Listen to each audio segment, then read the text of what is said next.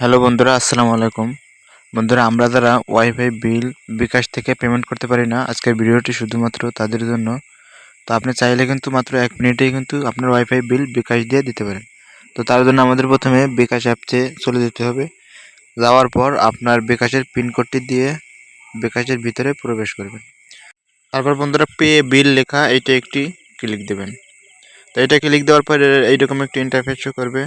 তো ডান পাশে দেখতে পাচ্ছেন ইন্টারনেট লেখা, এই ইন্টারনেট লেখায় একটি ক্লিক দিবেন।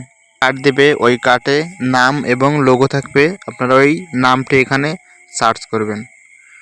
তো নামটি সার্চ করার পর এই যে দেখতে পাচ্ছেন আমরা দৌলতপুর অনলাইন এদের ওয়াইফাই ব্যবহার করি। তো আপনারাও যাদের ওয়াইফাই ব্যবহার করবেন, লোগো দেখে তাদের নাম সিলেক্ট করে নেবেন।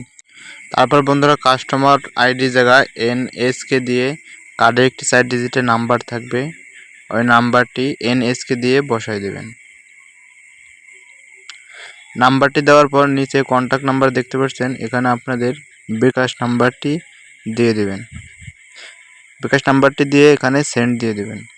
সেন্ড দেওয়ার পর আপনি যে কয় টাকা তাদের বিল দেন সেই কয় টাকা এখানে দিয়ে সেন্ড দেবেন।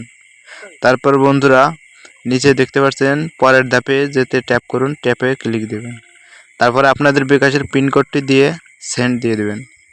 তারপর নিচে এই অপশনটিতে ট্যাপ করে ধরে রাখবেন। তারপর বন্ধুরা দেখতে পাচ্ছেন আমাদের টাকাটা কিন্তু তাদের ওয়েবসাইটে সেন্ড হয়ে গেছে। তো আশা করি বুঝতে পারছেন। ভিডিওটি ভালো লাগলে অবশ্যই একটি লাইক দিয়ে চ্যানেলটি সাবস্ক্রাইব করে পাশে থাকবেন।